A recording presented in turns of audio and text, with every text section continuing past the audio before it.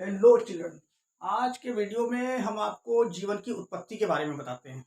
जैसा कि पिछले वीडियो में हमने बताया था ब्रह्मांड तथा पृथ्वी की उत्पत्ति के बारे में। तो जब पृथ्वी की उत्पत्ति हो गई तो अब उसमें चर्चा आई कि भाई जीवन की उत्पत्ति कब हुई। तो जीवन की उत्पत्ति के बारे में लोगों के विभिन्न मत हैं, मतांतर हैं, और कई लोगों ने इसमें तरह तरह के मत दिए और ये कई चरणों में है। तो इसको एक वीडियो में बताया भी नहीं जा सकता। ये बहुत क्योंकि ये कई चरणों में है और वीडियो बहुत लंबा होना चाहती है, इसलिए इसको चरणबद्ध तरीके से कई वीडियो में बताया जा सकता है। तो आज हम इसमें शुरुआत करते हैं इसके बारे में। तो इसमें पुरानी कुछ कल्पनाएं हैं, लोगों के विचार हैं। ये तब के हैं जब लोगों के पास कोई वैज्ञानिक ठोस आधार नहीं था, कोई सोच नहीं थी वैज्ञानिक, और लोगों के पास कोई उपकरण नहीं थे, वैज्ञानिक अनुसंधान नहीं थे, लैब्स वगैरह नहीं थी, कोई उपकरण नहीं हुआ करते थे। तब लोगों के पास केवल एक मत थे अपने अपने, और वो मत जो थे वो हमारे समाज के जो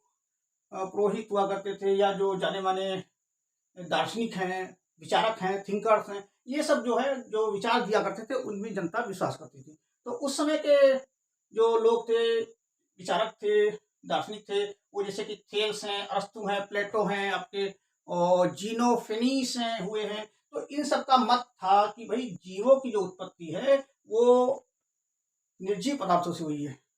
तो इन्होंने बताया कि भाई जैसे तालाब का कीचड़ है या नदी का कीचड़ है, उसमें कछुए, मेंढक, सांप वगैरह स्वतः उत्पन्न हो जाते हैं, अपने आप उत्पन्न हो जाते हैं। इन्होंने बताया कि भाई बालों की गंदगी से आपके बालों में जुएं पड़ जाती हैं, और गोबर या कंडे के ढेर से उसमें सांप या बिच्छू पैदा हो जाते हैं। इसी तरीके से ग्रीस के कुछ दार्शनिकों ने भी यही बताया कि भाई सूरज की गर्मी से नील नदी में जंतु पैदा हो जाते हैं। तो इस तरह से अनेक मत लोगों ने दिए, उसमें लोग विश्वास भी करते थे। और ये जो मत था ये ईसा से 624 वर्ष पूर्व, और आज से 300 साल पहले तक चलता रहा। इसमें लोगों का विश्वास बना रहा, क्योंकि उस समय कोई वैज्ञानिक ठोस आधार नहीं हुआ करता था, और इस वजह से ये फलता फूलता रहा। और इस समय इन्होंने बताया था अरस्तु वगैरह ने कि भाई जीवों की एक बार उत्पत्ति हो गई तो बार बार फिर उनसे होती रही, लेकिन पहली बार एक बार तो जीवों की उत्पत्ति निर्जीव पदार्थों से ही हुई। इन्होंने ये मत दिया। और इसमें आपके वॉन हेलमंट हुए हैं एक, जो कि 1652 में इन्होंने बताया था कि भाई आप पसीने से अपनी भीगी हुई कमीज को एक अंधेरे कमरे में ले जाके गेहूं के ढेर में अगर दबा देते हैं तो उसमें इन्होंने दावा किया था कि भाई 21 दिन के अंदर उसमें चूहे पैदा हो जाएंगे। क्या आप विश्वास करोगे? नहीं। तो इस तरह के मत लोग देते रहे, और लोग कोई वैज्ञानिक आधार नहीं था उसमें, तो लोग मानते रहे इसको, क्योंकि उसको सिद्ध भी नहीं कर सकते थे किसी तरीके से, वो है प्रभावित भी नहीं कर सकते थे। तो ये मत जो है 16वीं शताब्दी तक ऐसे ही चलता रहा और लोगों का विश्वास बना रहा इसमें, है।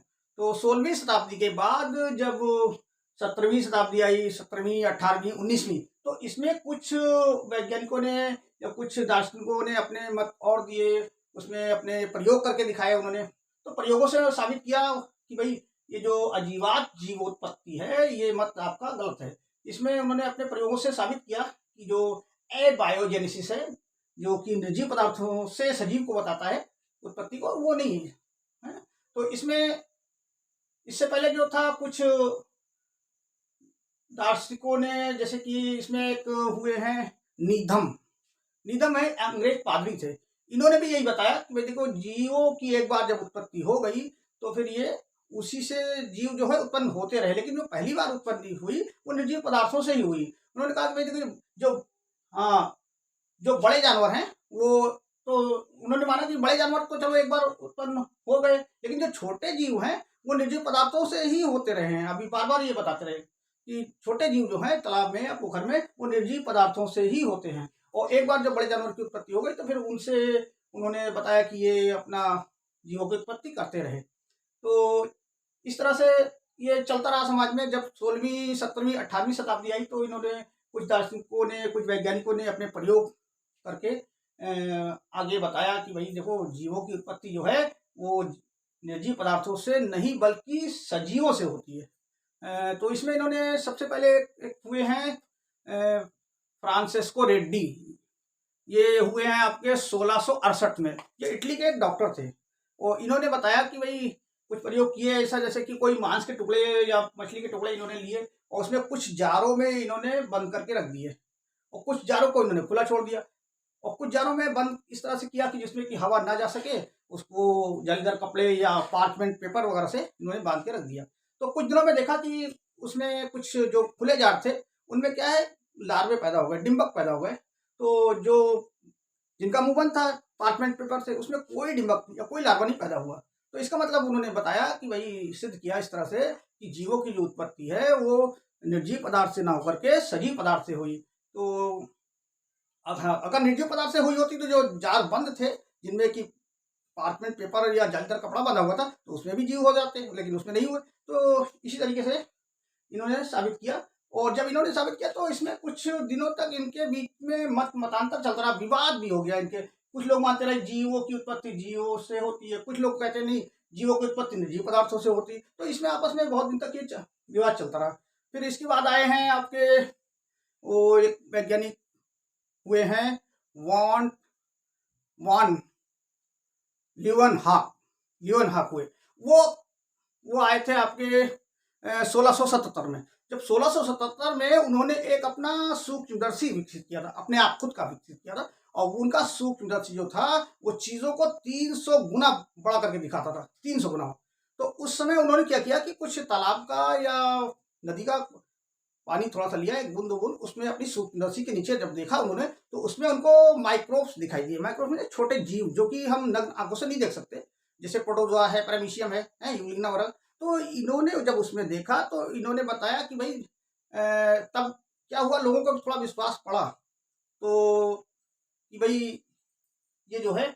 अच्छा, फिर इन लोगों ने भी उसको फिर कहना शुरू कर दिया कि नहीं अब तो ये फिर एक बार फिर से जोर पकड़ा इसने कि भाई जीवों की जो उत्पत्ति है वो निर्जीव पदार्थों से ही होना शुरू हो गई। फिर से ये बहस शुरू हो गई और फिर से मतांतर चलता रहा कुछ दिनों तक, जोर पकड़ा इसने। जब ल्यूवेनहॉक ने जब अपने सूक्ष्मदर्शी के द्वारा बताया और उन्होंने इस पानी को देखा कि उसमें जीव पैदा है, तो उन्होंने मान लिया कि हाँ ये स्वतः ही अपने आप पैदा हुए हैं। फिर इसके बाद तो उसके बाद हुए हैं आपके लेजेरो स्पेलेंजनी। वो 1765 में हुए थे। उन्होंने भी इसी तरीका का एक प्रयोग किया था जैसा कि फ्रांसिस्को रेड्डी ने किया था। उन्होंने क्या किया था, मांस के टुकड़ों को उबाला, उबाल के उसमें से रस निकाला, शोरबा, और उसको उन्होंने कई फ्लास्कों में फिर वितरित किया, जिसमें कि उसमें भी उन्होंने कुछ कार्क लगाई, उसमें डॉट लगाई उस फ्लास्क में, जो कि ढील ढाली थी, जिसमें कि थोड़ी सी हवा जा सके। और कुछ फ्लास्क में उन्होंने क्या कर दिया कि वही सील बंद कर दिया उसको, कि जिसमें कोई हवा ना जा सके। तो जिसमें कॉर्क ढीली लगी हुई थी जिन जारों में, उसमें हवा आती जाती रही, तो हवा के जरिए से उसमें बैक्टीरिया वगैरह भी जाते रहे। तो कुछ दिनों के बाद उसमें क्या है, बैक्टीरिया पैदा हो गए। और जिसमें सील बंद थे जो जार, उसमें कोई बैक्टीरिया नहीं पैदा हुआ। तो उन्होंने भी यही साबित किया कि भाई इसमें जो जीवों की उत्पत्ति है वो जीवों से ही हो रही है, ना कि निर्जीव पदार्थों से। अगर निर्जीव पदार्थों से होती तो जो सीलबंद जार थे वो भी, उसमें भी बैक्टीरिया पैदा हो जाते, लार्वा पैदा हो जाते, लेकिन नहीं हुए उसमें। तो अच्छा, इन्होंने जो मांस को उबाला था शोरबे को, तो इसलिए उबाला था कि उसमें जो पहले से मौजूद हैं बैक्टीरिया या स्पोर्स वगैरह बीजाणु वो किल हो जाएं, किल होने के लिए मारा था, पहले से किल हो जाए, पहले से कोई बैक्टीरिया उसमें रहे नहीं।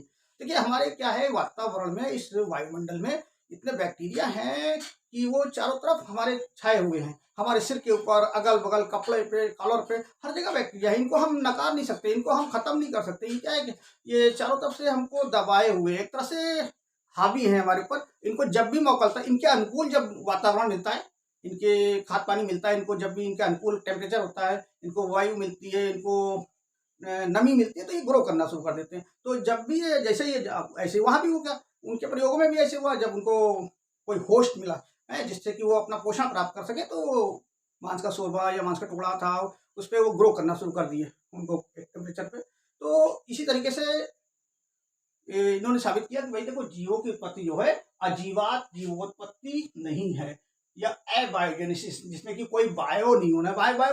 एबायोजेनेसिस का मतलब कि जिसमें कि बायोमास हो, कोई जीव हो, है जीव, निर्जीव हो। एक मतलब निर्जीव लगा दिया इन्होंने।